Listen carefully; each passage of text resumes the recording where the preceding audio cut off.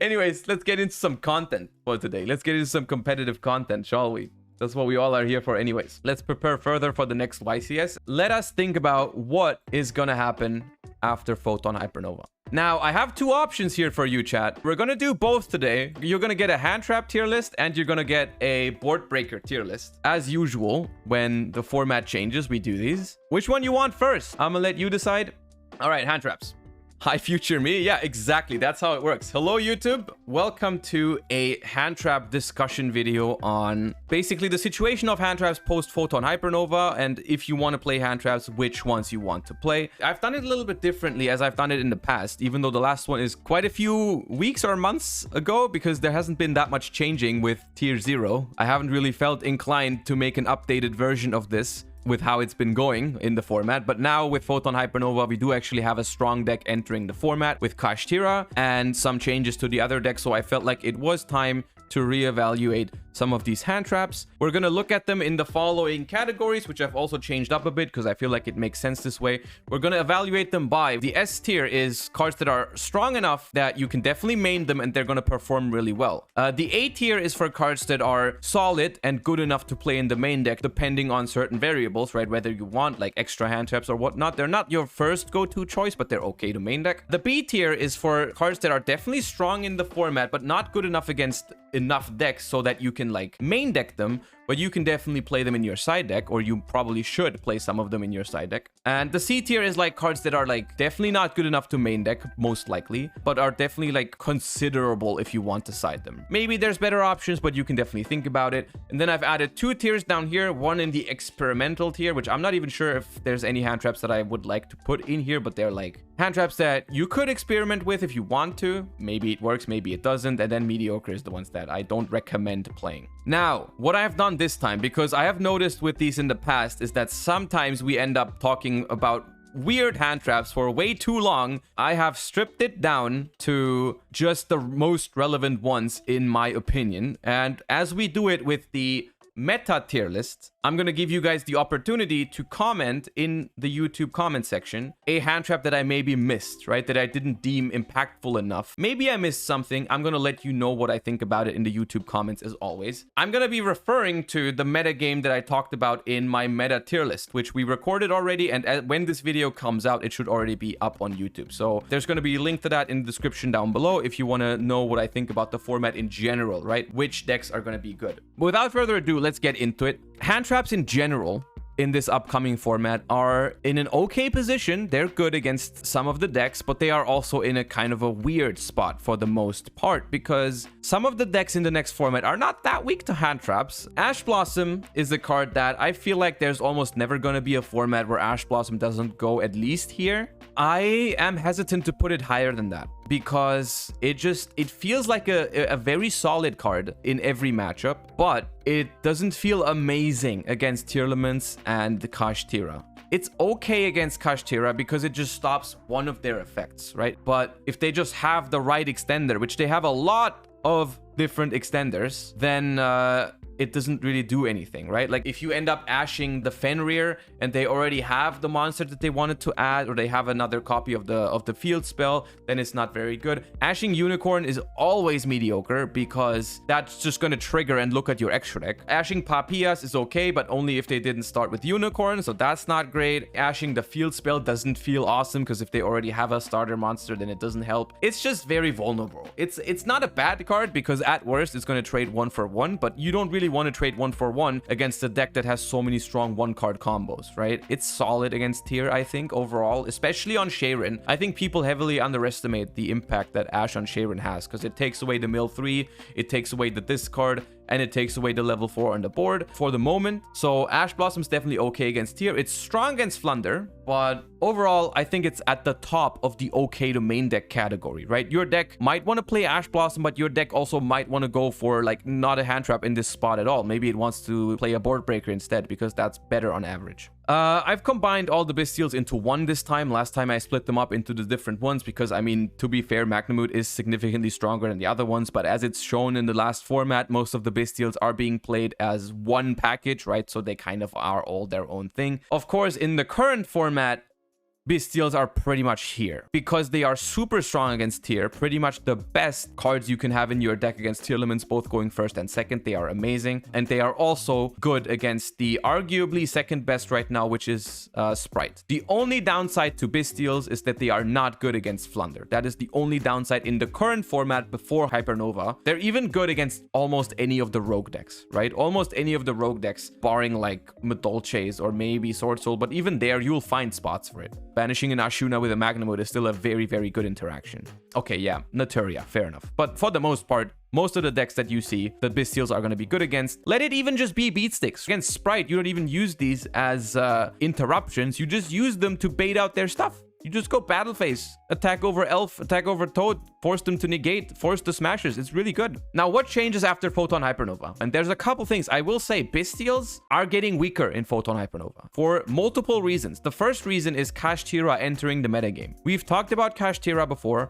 When you watch this video, you should at least have like an idea of what Kashtira is. If not, I'm going to have intro videos to that as well, so you might want to check that out. But Kashtira entering the metagame is just another deck that invalidates Bestials, right? Not only Flunder, but also Kashtira are now matchups where Bestials are very, very bad. But that's not all, because there's also another card which we're also going to talk about in a separate video, and that's Triple Tactics Tasking. Basically the new version of Talents that's going to be popular. I don't know if everyone's going to play it. I don't know if it's going to be a staple yet, but it's definitely a strong card to consider that heavily punishes the Bestials. It just lets Tearlament search Instant Fusion to their hand. And that is because the Bestials are of course hand traps that stay on the board after you've used them, which fulfills the condition of Triple Tactics Tasking to add the card to your hand instead of setting it and not being able to use it. And this is a big downside for Bestials, and this is why at least from observing the OCG, I've seen the number of Bestials go down a lot, in the main deck at least. People are still side decking them, but I could definitely see a development where people either move the Bestials to the side deck, or they play a lower count of Bestials, because if I have a Magnamode, that's probably still worth risking a Triple Tactics Tasking, because Magnamode is just that strong of a card. But hey, am I risking running into Tasking for a Saronir? I don't know. I'm gonna move the Bestials down a tier actually. I can still definitely get behind the decision of main decking Bestials. I think that's still a fine decision. Maybe not the biggest package of all, but they definitely feel stronger than Ashe. Of course, in the tier matchup, if you're looking at Kashtira and Flunder, Ashe is definitely better. It's also worth noting that they get, of course, a new tool, like Bestial Baldrake is another strong addition to the Bestial archetype. I think they are in the following situation overall. If you're playing a deck like Branded or Dragon Link that has synergy with the Bestials themselves, you're still going to play Bestials and they're still going to be strong. You're just going to risk the tasking or having them in dead against Kashtira or Flunder. In every other deck, I think the number of Bestials is going to go down a little bit, but you're still going to see it. You're still going to see it, and it's still not a bad decision to play Bestials in your main deck. That being said, some people that are super afraid of Triple Tactics Tasking might think to themselves, okay, what if Bestials are a little bit too risky and I instead start to play cards like Crow, Bell, Skullmeister, right? Because those also interrupt Tearlament a little bit, and they are not as weak to Triple Tactic Tasking because they do not leave a monster on the field. Therefore, Triple Tactic Tasking cannot add Instant Fusion to the hand. It can only set a card from the deck that can't be activated. Now, that is true. However, these cards have the same issue that they are completely dead against Fluanderies and Kashtira. Well, I mean, you can use Bell against Kashtira, but like, it's not very good. So I don't think the upside of Crow, Skullmeister, and Bell in this format is high enough to justify playing them over Bestials. I could see someone coming to the conclusion that they would rather side them. If I'm thinking from a side deck perspective, I'm like, okay, maybe if my Tearlament opponent is going to be able to go first, I want some hand traps, but I don't want to play into tasking. I could definitely see playing these in the side deck for those reasons, right? They're okay. The order that I put them in is precisely the order. If your deck cares about the Ishizu shufflers, you want Bell, which Bell might actually be okay to main for the reason of the shufflers and because it can hit Kashtira Birth in the grind games. I'm like, okay, maybe Bell is all right in the main deck at the very bottom of the category. But for the most part, I'd say those are side deck cards at max because they only hit Tearlaments and they are only better than Bestials in the case of Triple Tactic Tasking. Ghost Reaper and Winter Cherries, we actually talked about this just a couple minutes ago on Twitch, whether this card has its merit or not. I'm gonna throw it into experimental, as it usually ends up in that category. It is definitely okay against Tearlaments. The problem is it doesn't work against Kashtira, unfortunately. Because no matter what you banish, they have ways to recycle their banished monsters, which I'm not a huge fan of. So otherwise, this card would actually be quite interesting, right? If you could just banish their Shangri era and it would be gone, that would be very interesting, right? Because they would be stuck with a Rise Heart in their extra deck that they have to basically heart make with 3 level 7s, but it's hard to recycle the Shangri era. Or you just hit the Arise Heart and then you don't care that much about the Shangri era. But the fact that there's like a bunch of ways to recycle their banished stuff, like they can attach banished cards with a Rise Heart to get them back into rotation, and they can add it back with Kashtira Theosis, which is the new name of the card. I don't think Reaper is the best thing in the world, but if you want a good hand trap against tierlaments that doesn't lose to triple tactic tasking, maybe you can experiment with Ghost Reaper, is what I'm trying to say. It was actually surprising to me how many people asked me about Drone and Lockbird in this upcoming format, because I don't really see why you would want to play Drone and Lockbird. Like, this card is mediocre against tierlaments at best. I think it's mediocre against Kashtira too. The only real deck that you can realistically hit with this card is Fluandereeze, but even in the case of Fluandereeze, the card is not that good because it simply loses to Shifter, right? This thing has to go to the graveyard. Libromancer Mikanko is not a big enough reason to play a card in your deck in this format. Even if you face Kashtira or Flunder, which where the card is like, okay, you're gonna be like, hey, I hope they don't have Shifter. I don't like Droll. I'm gonna put it here. I really don't think so. I really don't think so. Unless the metagame ends up like super diverse, which is not gonna be the case. People are gonna play Tearlament, Flunder, Kashtira, and maybe a little bit of Sprite at big tournaments. And let me tell you, Droll is not exciting against any of those decks. And even against the deck that it's supposed to be really good against, which is Flunder, it still loses to Shifter. So I don't like Droll. Gamma is a card that can never be lower than this. I personally don't think Gamma is a main deck card in any deck right now. In the side deck, I could see it. I don't know specifically which deck would want it though. It's like, it's weird against Kashtira because yes, you negate their monster, but you also clear their field for them. And that means they can just special summon another. Like if they summon Unicorn, you negate it, they can still special Fenrir and use it, which is not great. Against Tearlaments, it's notoriously not that good because it destroys. Like if you negate Kid Kalos, they get to mill 5. It's not great. It leaves a monster on the field for tasking. So I don't love this card. It's good against Sprite, but that's about it. I'm gonna put this at the bottom of okay to side. Like you can side it. I wouldn't hate it completely, but you need good reason to want to play this card. Hiding Sea, I include this because it's a new card from Photon Hypernova, so let's quickly talk about it. When your opponent special summons a monster, except during the damage step, you can special summon this card from your hand in face down defense position, and if you do, change it to face up defense position during the end phase of this turn. You can only use this effect of Hiding Sea once per turn. If this card is flipped face up during the end phase, destroy all special summoned monsters on the field. So the way it works is you just special summon this card at some point during your opponent's combo in face down defense position, and if they don't have a way to deal with the face down monster, it's gonna flip face up in the end phase and gonna destroy all the monsters that they made. Now, people are saying this card is a meme. I don't think this card is a meme. I don't think this card is good in the next format. So the way I'm going to rate this card is right now it's not good. It doesn't beat any of the decks right now. Kashtira can somewhat lose to that because specifically Fenrir cannot banish face down cards, but it also doesn't destroy Shangri Era because Shangri Era can protect itself. So it's like, it's mediocre. What I will say about this card though is that this is a card that I could see have potential in the future where like there might be at some point a top tier deck that for some reason just cannot handle face down monsters. So this card can actually be a problem. Right now though, I don't see it. Chaos Hunter is a card. It is most certainly a card.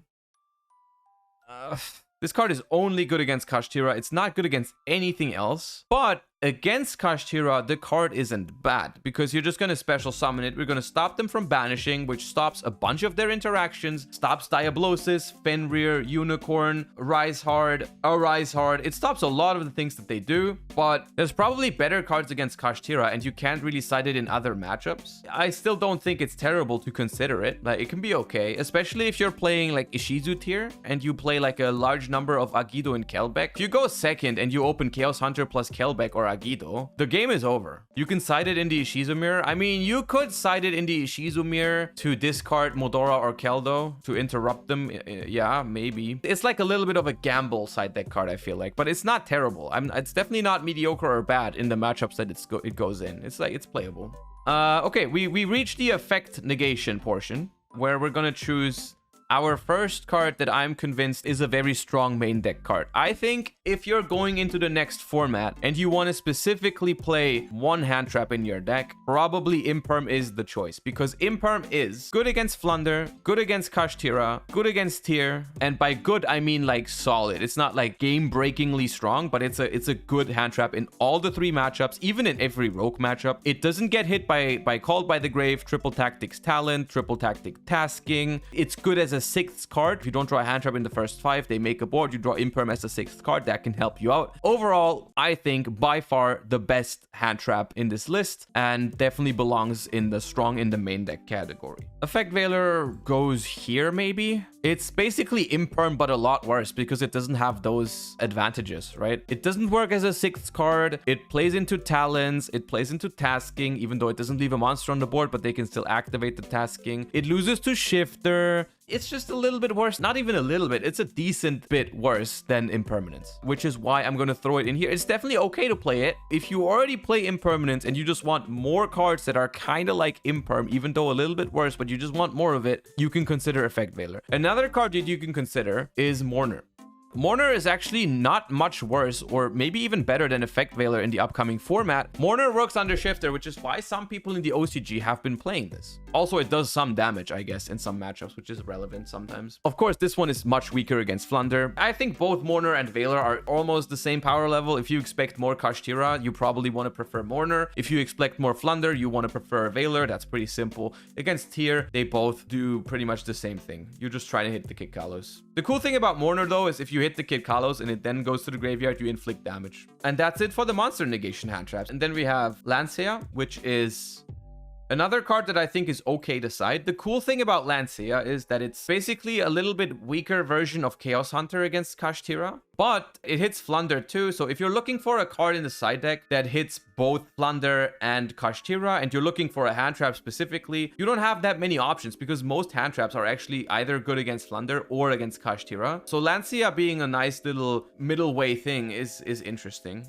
Nib is the first one we're going to throw in the strong in the side deck category, and that is specifically because Nibiru does 2 things really, really well. The Kashtira standard combo completely folds to Nibiru. Be aware though, there is some ways how Kashtira can play around Nibiru by playing cards, for example, like Ibli. Some people have been playing Ibli to lock your opponent out of the game and stop Nibiru, which is possible. But if they don't have a card like that, Nibiru is just gonna straight up like disable the entire deck. Like it's really strong. The deck doesn't really have a combo that plays around it, and Nibiru is therefore very strong. Another thing that it does really well is that it covers a lot of rogue matchups. Like you never know, depending on what tournament you go to, what type of decks you're gonna be playing against. This card can cover a lot of randomly like rogue-ish matchups. So having Nibiru in your side deck always feels like it's always nice to be able to side deck Nibiru. Out of the meta decks, of course, it's not that great against tier limits. It sucks against Flunder. This is why we can not really main deck it in this upcoming format, but it's a strong side deck option that you definitely might want to consider for the Kashtira matchup. And so far, most of the side decks I've seen have been using Nibiru, so this is definitely strong. Ghost Ogre goes right here. We're not going to spend much time talking about Ghost Ogre. Card is okay against Flunder if they have the map. Card is not very good against Tier. It hits only super irrelevant things against Tier, like it hits Dragostapelia,